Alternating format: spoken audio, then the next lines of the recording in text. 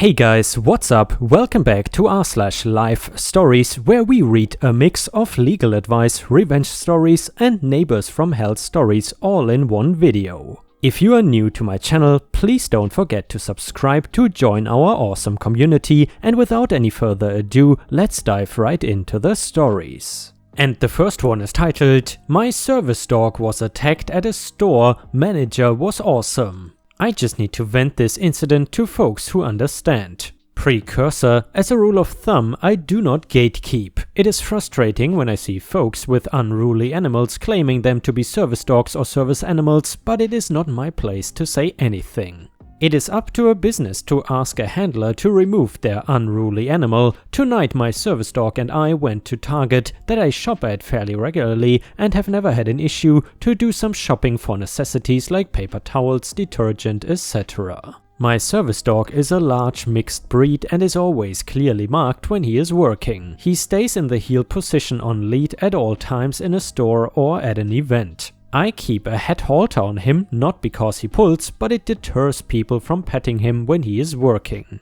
While walking down the main drive aisle, a small Yorkie-looking dog, unattended in a cart about 15 feet away from where we were, began barking at us, jumped out of the cart and ran at my SD, barking and snarling the whole way. And by the way guys, SD in this context means service dog and SA means service animal. A middle-aged woman came out from a nearby aisle waving her arms and shouting, "She's a service dog, it's okay." I said, "It's not okay, please control your dog."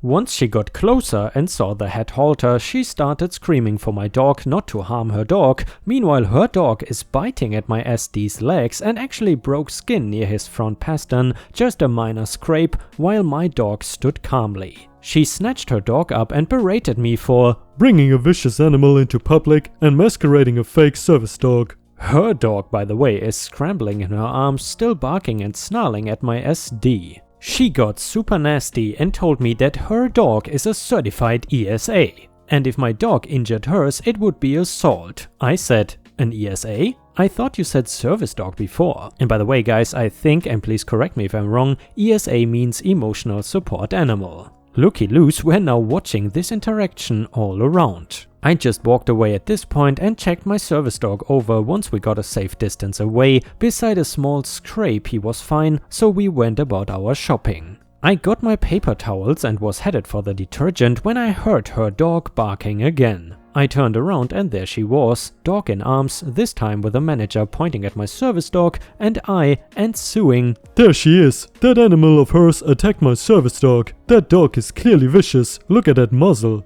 The manager looked at myself and my service dog Rocco. My service dog was clearly marked, was in the heel position, not reacting to this insane woman and her a-hole dog. The manager recognized me from previous times in the store and told her that they never had issues with myself or my service dog before, and pointed out that my service dog is not wearing a muzzle. He asked her what happened and she just went off on how my service dog is fake and it is disgusting that people abuse the system. Cue an eye roll from me. He told her he could pull up the cameras if needed. She said no, don't bother, her dog was not injured. She just wanted the fake service dog to be taken care of. Looky loose are again watching this all unfold. The manager asked if her dog was a service dog. She said yes. He asked her what tasks her dog was trying to do and she said, "She's an ESA." The manager told her that is not a task, her dog had been barking this entire time. The lady at this point, in complete meltdown Karen mode, handed him a plastic ID for her dog and said, "She is certified, aren't you going to do something about the fake one?" The manager said yes, "I do have to ask any unruly and uncontrollable dogs to leave." The woman laughed and pointed at me and said, "Huh, that's what you get for having a fake service dog." The manager then turned to her and dead-face asked her to leave the store. She went nuclear on the manager, threatening to sue him, Target, me, telling me she would have my dog put down. He told her to leave or he would call the police. She left, shouting about discrimination the whole way. Shout out to the manager at my local Target tonight. Big old middle finger to the crazy lady with the Yorkie. For anyone concerned, Rocco is doing fine. He has a minor scrape which I cleaned and applied some antibacterial cream. He is currently sound asleep at my feet. And by the way guys, what is it with people who claim that other people's service dogs are fake and meanwhile they are pretending to have a service dog which is actually a lie? I really don't understand what sort of benefit these people and especially the person in the story gets by doing this.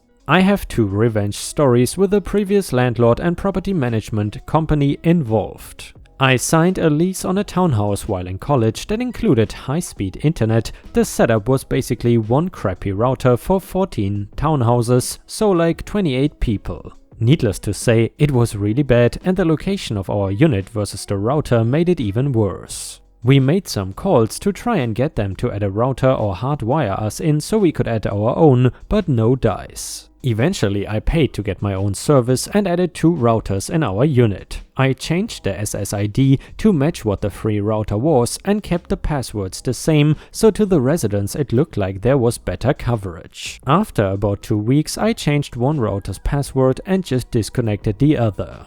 So some residents could use the free router, some had a bad password and some could connect but couldn't reach the outside world. They must have been flooded with calls because within 24 hours they had someone out and added 3 new routers to help with coverage. The other was after a huge snowfall, around 24 inches in 24 hours. The property management company hadn't touched the snow in our parking lot for days. After day 3, I called to mention we were sort of trapped and they needed to send trucks and snowblowers etc. to take care of things. The response I got was basically, "Sorry, we will get to it sooner or later." Side note, years ago if you opened a Yahoo email, you could add a second email for recovery without confirming it. I created a new @Yahoo email address and used their general @xpropertymanagement as the alternate email. I had it copy every email to both. I then signed up for alerts for every time there was an eBay listing for snowplow, snowblower, snow shovel, or there was a sale on X snow removal gear. It took a matter of hours before thousands of emails were sent, ended up crashing their email server. They responded to all residents with a very nice email explaining they get the frustration and they are working on it, so I paused the alerts, but 24 hours later, still nothing, alerts back on. Another email, another pause, another day of nothing, repeat. Eventually we got the driveway plowed and life was good. More stories. Property number 1, my 3rd year of school, myself and 5 other guys rented a 6-bedroom house from this awesome couple. Lady was the DA in town, husband managed the houses they had, super cool, very responsive and just great landlords. Year 4 we stay at the house, all 6 of us, but cool owners subbed the management duties out to XYZ Property Management, who control like 95% of the rentals in this town. No major changes other than everything now takes forever to get taken care of, but whatever, we deal with it. Move out times come and we get a call from XYZ saying they don't have a damage report for the house, so every piece of damage they find will be charged to us. We are all pissed since the house had its share of damage prior to our move-in. I called the owner, DA lady, and asked how damages are fixed if it is outside of the security deposit for us and fill her in on what they are doing. She said that in the management agreement they are responsible for all damage as of the date they have taken over, unless it requires an insurance claim. She advised me to go ahead and stick them with the bill since she knew we filled out a damage sheet on move-in and we kept it in good shape. I found the original damage slip from 2 years prior, updated it accordingly with any new items, copied, crumbled it up a bit, a coffee stain or 2 for aging, and upon walkthrough when they mentioned we would be stuck with our repairs, I presented a copy of the damage report from Outmove in 2 years prior. They then asked to have that copy and they would send us a new copy when they got back to the office, which we declined. Then they said they couldn't honor it because it wasn't their letterhead and from a prior owner who still owned it. We called the DA and she took our side, citing that they should have taken care of then when they took over and she might have to rethink her contract with them, 100% security refund for all of us. Year 5 townhouse, 5-year plan, had our lease start on July 1st, but both my roomie and I had internships and couldn't get there until around Labor Day. I drove to the apartment to drop off a load of my stuff for the year and pick up the keys. I signed for the keys and go on my way, and within 10 seconds of walking into the apartment, an overwhelming stink attacks my nose. Someone had closed up the fridge and then unplugged it. The mold was out of control. I call them and explain what is going on, and then they tell me that is my problem since I didn't report it within 48 hours of July 1st. I kindly reminded them I picked up the keys 15 minutes ago and had not been there, no luck from them. 15 minutes on Google led me to the State Health Department, which my mother works for, requirements for apartments. There is a blurb that said something along the lines of, if mold is found in X unit, all adjoining units must be tested and be given full remediation. I called one more time and said I need a new fridge or could clean it myself, but would be withholding the portion of rent for my time and cleaning materials, and then they denied me. I copied all the managers at XYZ Property Management and my mother and her boss, who had health department government email addresses. Basics of the email was what I found, photos and a snapshot of the state statute I mentioned. Within 60 seconds of the email going out, I had a call from XYZ, an angry call. We ended up not having to pay rent for July, August, September and October. Final thing was, XYZ always used our apartment for their showings since we had a pretty bomb-ass multi-TV and projector setup in the basement. The problem was they wouldn't give the required 24-hour heads up. They would knock with a group of people and say, "Sorry guys, but unit XYZ was supposed to let us in, but whatever excuse, can we quickly see yours so they don't have to reschedule?" We always said yes because I felt bad that these other kids would get jammed up. We asked a few times that they start calling ahead like they legally have to, but it fell on deaf ears. Eventually we found out one of the managers who did a lot of showings had an embarrassing legal history. I used the plotter on campus to print out some of these charges, all public knowledge, and some really unflattering photos that went with each from his Facebook. We hung them all over the apartment and waited. 2 days later, random showing, the look on his face was priceless. That was the last showing he gave there. Others in the office still came by though. HOA exemption. Does anyone else enjoy a HOA exemption? When I bought my home, I learned from the agent that my .57 acres had a grandfathered exemption because reasons. I guess the previous occupants voluntarily followed the HOA bylaws but did not pay dues or anything like that. Now, the neighborhood Karen is all up in arms about me leaving my car in the driveway overnight as prohibited by the HOA, even though I have explained to her twice now that I'm not a dues-paying member, nor am I obligated to abide by the HOA bylaws. Edit, thanks for all the fun and awesome ideas. I just wanted to add that I am just a 20-year-old kid, really. I just recently lost my dad, absent for most of my life, and left me a nice gift in his will.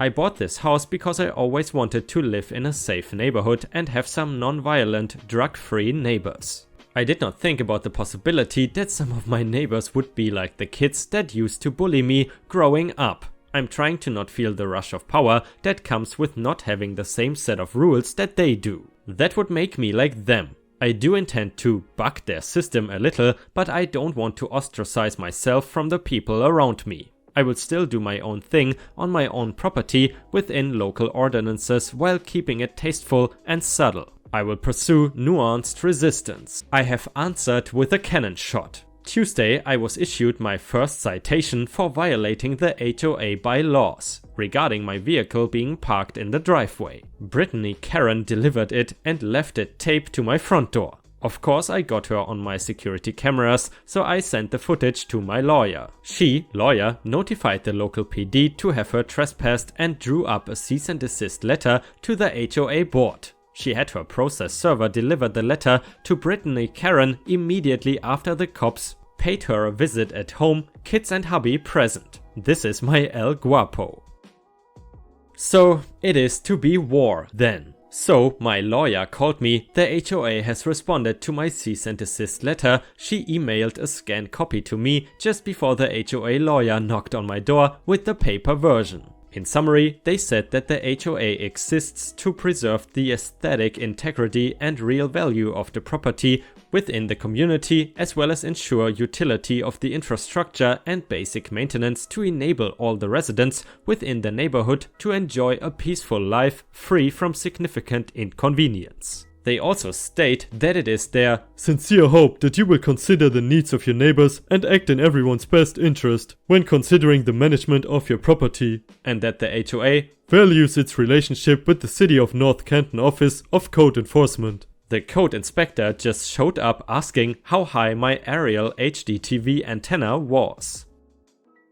And here is the last part of the Brittany Karen HOA saga: cessation of hostilities. I just received a certified letter from the HOA board that I am exempt from.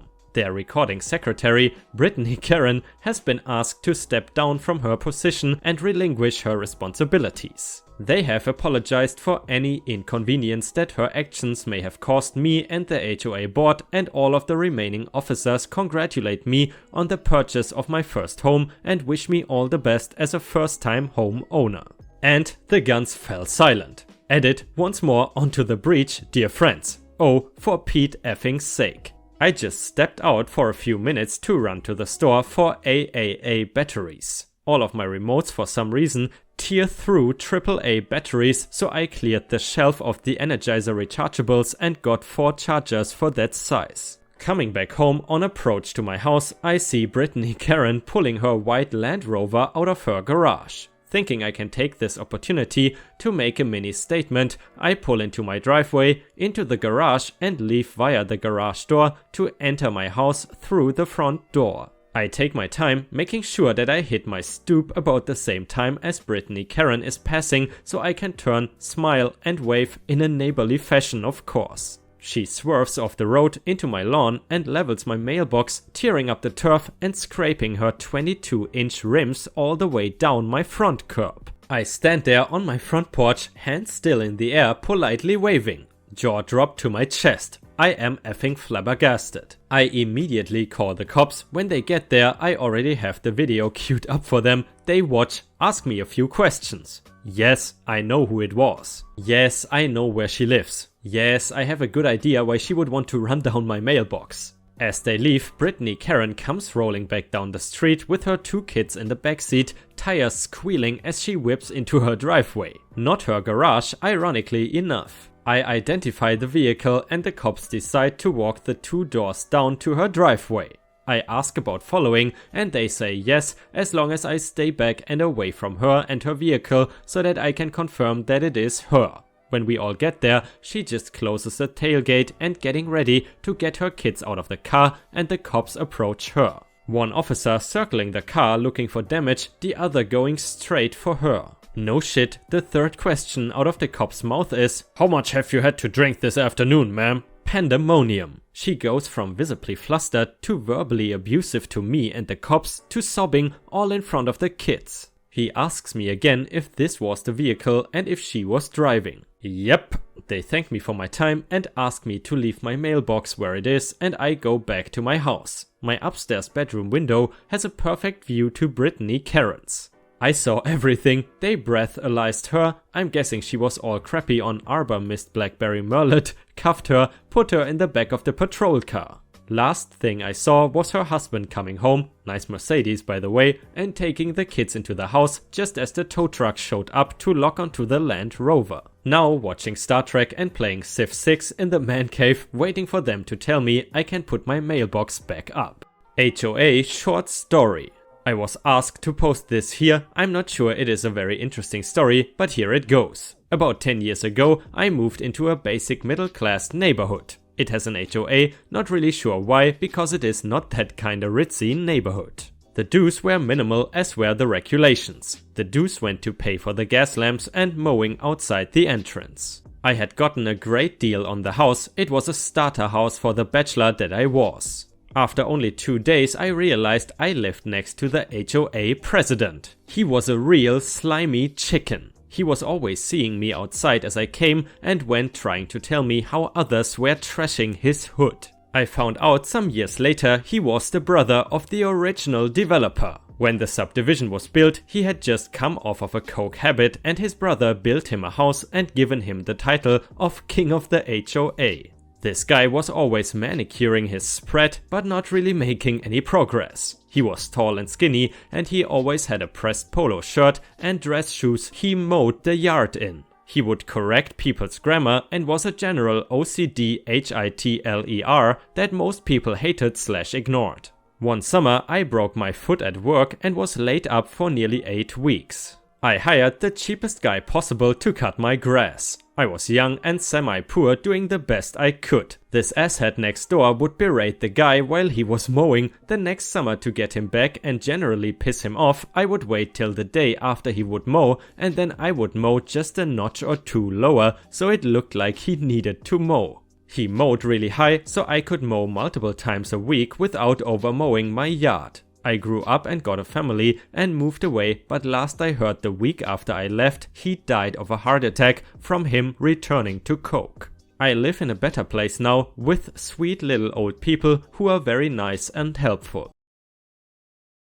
And ripe stars, unfortunately we have already reached the end of today's video. I hope you enjoyed the content. However, if you cannot wait for more ripe content, then I suggest you head on over to patreon.com/ripeyoutube, where you can find more exclusive Reddit content read by me. Patreon subscriptions start at just $1 per month, and for $1 your name will show up at the end of each of my new videos. However, if you are willing to spend $3 per month, you will get access to more than 50 exclusive Reddit videos, mostly just no mother-in-law stories. However, please understand, I don't want to pressure anyone into spending money, because I am already incredibly grateful that you watch my videos every single day. Thank you so much for your daily support, it really means the world to me, and I hope to see you again tomorrow for the next video.